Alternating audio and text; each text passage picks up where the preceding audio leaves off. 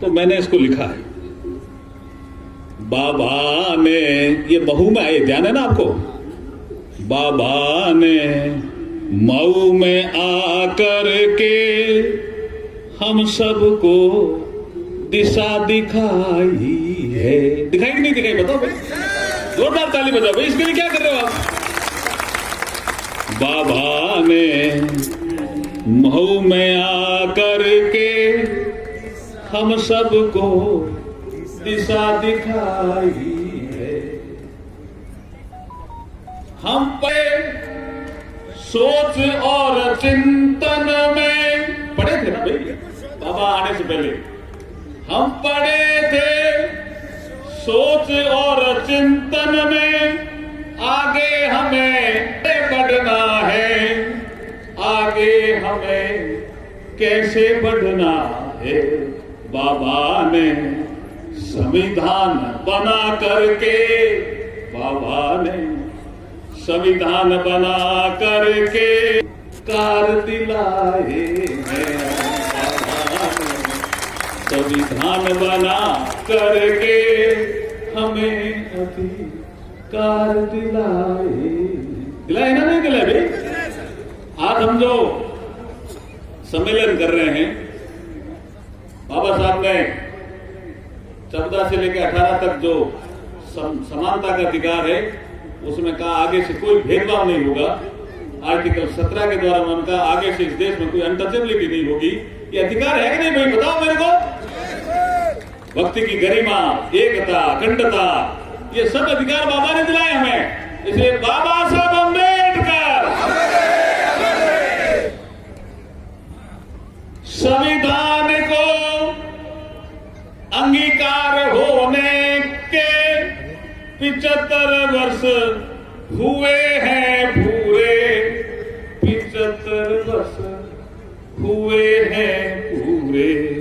अगर कोई दुविधा आई तो, अगर कोई दुविधा आई तो संविधान दिशा दिखाएगा।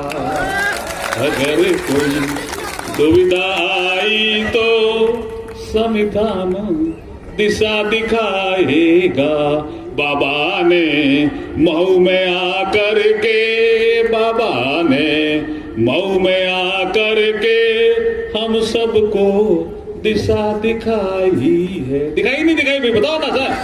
बाबा साहब अम्बेडकर। अब आगे संकल्प करना पड़ेगा भाई। हम सभी संकल्प करते हैं कि संविधान की रक्षा हमें करनी, संविधान की रक्षा हमें करनी। करोगे ना भाई। हम सभी संकल्प करते हैं संविधान की रक्षा हमें करनी, संविधान की रक्षा हमें करनी। बाबा ने जो रास्ता दिखाया है, बाबा ने जो रास्ता दिखाया है, आगे हमें उसी से बढ़ना है। बाबा ने जो रास्ता दिखाया है, आगे हमें उसी से बढ़ना है। बाबा ने मऊ में आकर के हम सबको दिशा दिखाई है। वो हम सबको दिशा दिखाई है। हम बाबा के ऋणी हैं, हम सब बाबा के ऋणी हैं। बाबा साहब अम्बेडकर, बाबा साहब अम्बेडकर। उनका एक बहुत फेमस कोट है, विषय तो कई तरह के हैं, लेकिन एक ये बहुत फेमस कोट है कि एक बार दो पत्रकारों ने ये तय किया कि भारतीय स्वतंत्रता संग्राम के दौरान जो नेता उभर करके जो सामने आए हैं, उनका पता लगाते हैं, उनका एक इंटरव्यू लेते हैं, वो क्या करते हैं, कैसे वो भारतीय समाज में इतने पॉपुलर हो गए। तो उन्होंने 3 नेताओं को सेलेक्ट किया उस समय। एक महात्मा गांधी, एक मोहम्मद अली जिन्ना और एक बाबा साहब अम्बेडकर। ये 3 नेताओं को उन्होंने सेलेक्ट किया और उन्होंने टाइम भी लिया कि हम पर्टिकुलर दिन आएंगे, समय भी दिया, लेकिन उनकी कोई फ्लाइट लेट हो गई तो वो सब तीनों उस दिन दिल्ली में थे, तीनों, ये ध्यान रखना। और वो दोनों पत्रकार सबसे पहले महात्मा गांधी जी के यहां गए तो उन्होंने कहा साहब महात्मा गांधी तो सो गए हैं, बापू तो सो गए हैं, आपको अब कल ही मिलेंगे। तो उनको भी लगा कि भाई हम फ्लाइट हमारी लेट हो गई इसलिए इतनी गलती, लेकिन समय कुछ ज्यादा हुआ नहीं था, लेकिन उनका अब सो गए, महात्मा गांधी जी तो सो गए भी, अब आपको कल ही मिलेंगे। तो वो उन्होंने कहा चलो मोहम्मद अली जिन्ना को ट्राई करते हैं। जब वो जिन्ना साहब जहां ठहरे हुए थे वहां गए कोई साधन लेकर के, तो लगा होगा आधी पौन घंटा उनको, लेकिन जब वहां पहुंचे तो वहां पता चला कि जिन्ना साहब ही सो गए। तो उन्होंने कहा भाई अब क्या करें, अब 2 ये सो गए तो तीसरे की तो ट्राई करके ही क्या करें, हो सकता है भारत में लोग जल्दी सोते होंगे। लेकिन एक के मन में ऐसा आया कि डॉक्टर अम्बेडकर को ट्राई तो कर लेते हैं, जब 2 की ट्राई की है तो एक डॉक्टर अम्बेडकर के भी ट्राई करके देख लेते हैं। तो बाबा साहब जहां ठहरे हुए थे वहां वो पहुंचते हैं अपने साधन से, तो रात की करीब उस समय 12 बज जाती, 12 बज के 1-2 मिनट होते हैं। उस समय कोई ऐसे टेलीफोन बहुत ज्यादा थे नहीं, मोबाइल का तो खैर कोई कल्पना ही नहीं थी, तो मैसेज कर नहीं पाए।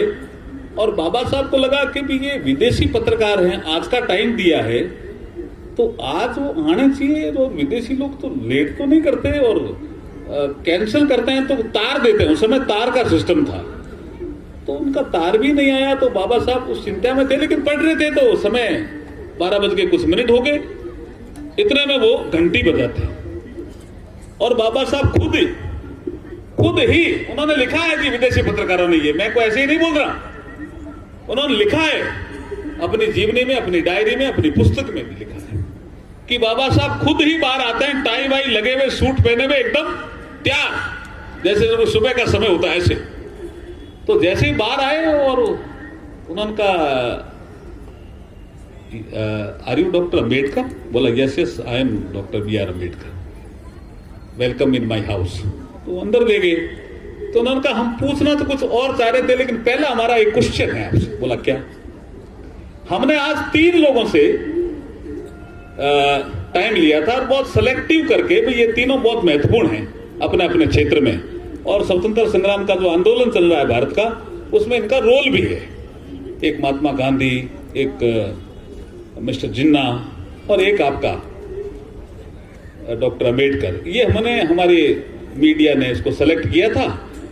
तो हम आज आए तो वो दोनों जो बड़े लोग हैं वो हमें आज पता चला वो सो गए, और कोई ज्यादा टाइम नहीं हुआ, तो हमारे आने जाने में समय लगा, हमारी फ्लाइट थोड़ी लेट हो गई। तो उन्होंने कहा कि क्या पूछना चाहते हो? कि हम आपको ये पूछना चाह रहे हैं कि वो 2 तो हमें सोते हुए मिले और आप जाग रहे हो, what is the reason behind it, इसका कारण क्या है? तो जो बाबा साहब, ये कोई क्वेश्चन उनको पहले नहीं दिया था कि इसका कोई आपको जवाब देना है, ये जो बाबा साहब को एकदम जो जवाब उपजा वो उनकी बौद्धिक क्षमता के कारण उपजा था, और उनकी बौद्धिक क्षमता बहुत शानदार थी बाबा साहब की। बाबा साहब ने तुरंत ही, अंदर कोई प्रोसेसिंग हुई होगी माइंड में, माइंड बहुत शार्प था बाबा साहब का। उन्होंने कहा सुनिए, वो दोनों इसलिए सो रहे हैं कि उनका समाज जाग रहा है, और मैं इसलिए जाग रहा हूं कि मेरा समाज सो रहा है। अरे मैं सोचता हूं क्या शानदार रिप्लाई रही होगी बाबा साहब की, कि वो इतने गदगद हुए कि रात को 2 बजे तक बाबा साहब का इंटरव्यू लेते रहे। बाबा साहब अम्बेडकर, बाबा साहब अम्बेडकर। इसलिए मेरे मन में यह आया कि ये भाव बहुत महत्वपूर्ण है। बाबा ने महू में आकर के हम सबको दिशा दिखाई है, बाबा ने मऊ में आकर के हम सबको दिशा दिखाई है, और दिशा दिखाई सर, ऐसी दिशा दिखाई, पूरे देश को दिखाई, हम सबको भी दिखाई। देखिए एक वाक्य और मैं आपको कहना चाहता हूं, कई बार वो कई लोगों के ध्यान में नहीं रहता है, लेकिन मैं अभी समय है थोड़ा 5-7 मिनट का तो कह देता हूं। बाबा साहब को बॉम्बे से संविधान सभा में जाना था, लेकिन बॉम्बे से संविधान सभा में नहीं जा सके। कुछ लोगों ने कुछ और ढंग से लिखा है इसको, लेकिन मैंने जो अध्ययन किया है, मैं बाद में, हम किशोर बकमाना जी हमें एक किताब लिख रहे हैं, उसमें शायद कुछ आपको नए तथ्य देंगे, जो वाकई हमें पता चल गया तथ्य क्या थे। तो जोगेंद्र नाथ मंडल ने बाबा साहब को वहां चिट्ठी लिख करके बंगाल बुलाया कि आप इधर आ जाइए, अगर आप संविधान सभा में नहीं होंगे, संविधान दिवस ही है कल, इसलिए ये विषय भी बहुत महत्वपूर्ण है, तो हमारे हितों की रक्षा कौन करेगा? हम आपको संविधान सभा में भेज देंगे, हमारे पास 4-5 वोट है। उन्होंने वहां बुलाया, बाबा साहब चुनाव जीत गए, संविधान सभा में आ गए। संविधान सभा में आने के बाद बाबा साहब का एक जो 13 दिसंबर 1946 का भाषण है, वो बहुत शानदार भाषण है, उसके विषय में कभी आगे चर्चा करेंगे। लेकिन नेहरू जी का संविधान के उद्देश्यों को लेकर के एक प्रस्ताव आता है, उसमें कोई संशोधन का प्रस्ताव नहीं देता, लेकिन एक एमआर जैकर पूना से वकील थे, वो संशोधन पेश करते हैं। राजेंद्र प्रसाद जी ने वो संशोधन मान लिया, तो कांग्रेस के लोगों को अजीब लगा कि भी एमआर जैकर संशोधन क्यों दे रहे हैं नेहरू जी के प्रस्ताव पे। उस समय नेहरू जी बड़े आदमी, बहुत बड़े आदमी, उनके प्रस्ताव को संशोधित करने का क्यों ऐसा काम कर रहे हैं ये सब वो। तो राजेंद्र प्रसाद जी ने देखा भी डॉक्टर अम्बेडकर के बारे में बहुत सुना है, इनको बोलते हुए हमने कभी नहीं सुना, तो आज एक इस प्रस्ताव पे ये क्या बोलते हैं, टेस्ट कर लेते हैं। तो उन्होंने डॉक्टर BR अम्बेडकर साहब का नाम पुकार लिया। ये संविधान सभा की बैच में भी है, आप जाके देख भी सकते हो।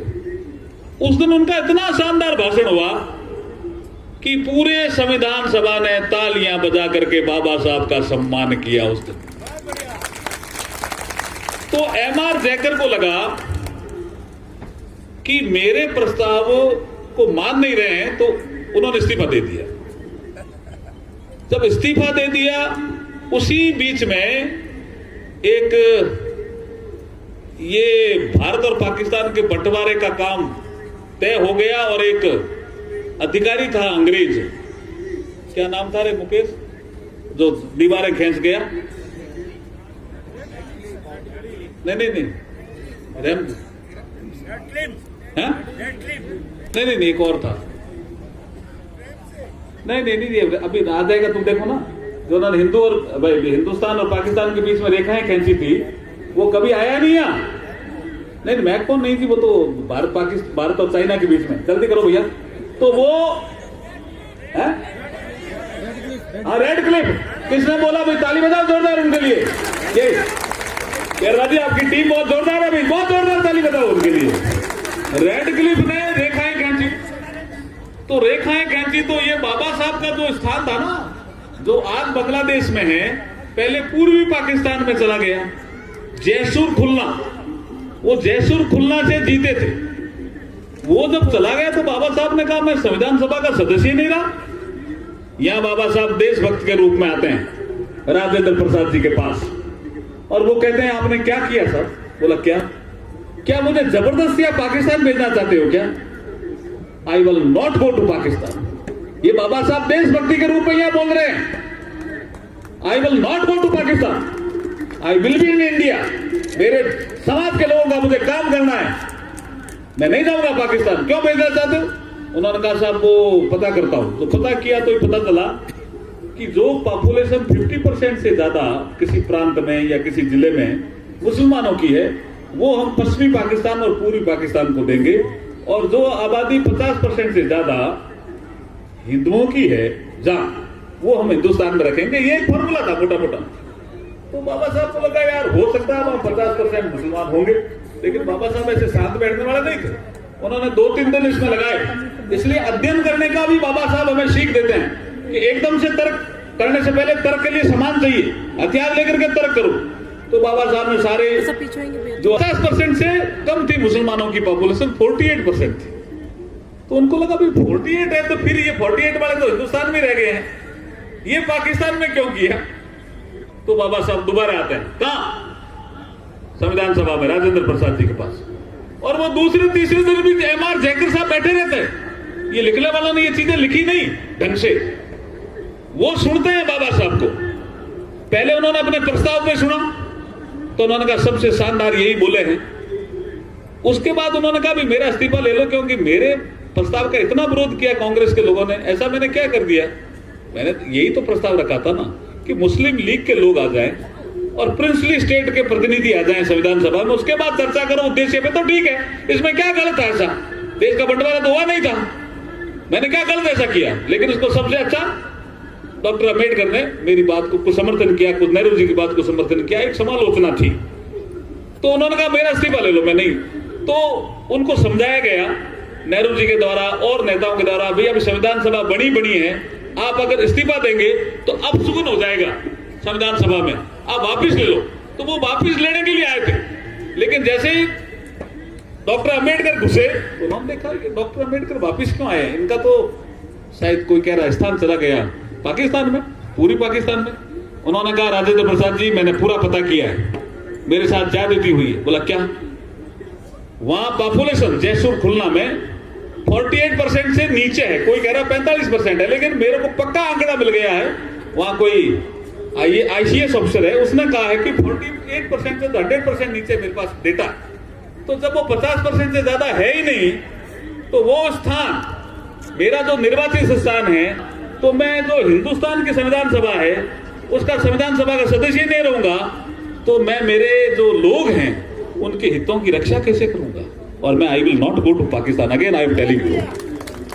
तो वो सुन रहे थे एमआर जयकर बैठे बैठे, उन्होंने कहा मैं ये इस्तीफा वापस नहीं लेता। ये इतना विद्वान आदमी, मैं भी बैरिस्टर और बहुत मैं भी बड़ा वकील हूं, ऐसी बात नहीं है कि नहीं हूं, लेकिन मेरे को ये अच्छा नहीं लगा यहाँ मेरे प्रस्ताव का आप लोगों ने विरोध किया, तो मैं जो इस्तीफा दिया है मेरे को कहा वापस लो, मैं वापस नहीं लेता और मेरा स्थान मैं खाली करता हूं और मेरे स्थान पे डॉक्टर अम्बेडकर को लेकर के आइए। इसलिए वो पूना से निर्वाचित होकर के गए भाई साहब, ऐसे ही नहीं गए हैं, कितना षड्यंत्र रचा गया था जी। और जैसे ही वो संविधान सभा में आ गए, उसके बाद कुछ लोग कुछ ही कहते हैं कि उन्होंने बना दिया संविधान सभा में, उन्होंने बना दिया ड्राफ्टिंग कमेटी का चेयरमैन। ऐसा नहीं है जी, नेहरू जी ने एक पत्र लिखा, वो मद्रास में थे ना, क्या नाम था उनको, पत्र लिखा जो अंग्रेज